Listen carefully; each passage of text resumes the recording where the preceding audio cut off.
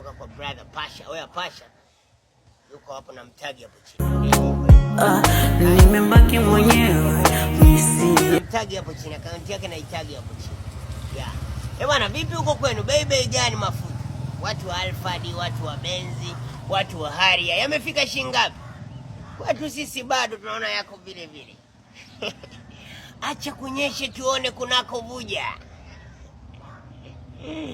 Yaani mtoto wa kiume kabisa, unachukua hela yako, unaenda unanunua Benzi.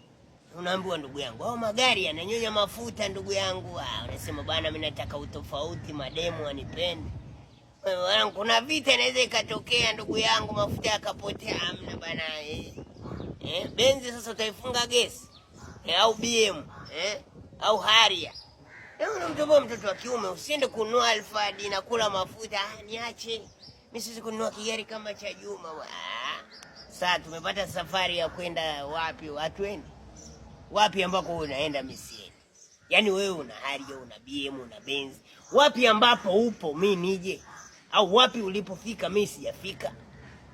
Acha tamaa ndugu yangu, ambao usinunue magari hayo na kula mafuta. Kuna Ukraine, kuna Irani, hamna. Si nini, hamna shida. Haya, naanza kulalamika, sio maisha. Hamna mtu, yaani huwezi kulalamika, hamna mtu aliyekulazimisha, sio ugonjwa huo.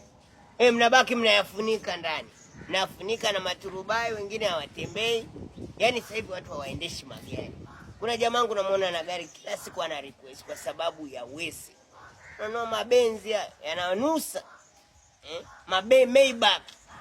Unanunua Maybach. Kwa hiyo mtoto wa kiume wewe sio Freemason, achana na Maybach. Unanunua Maybach.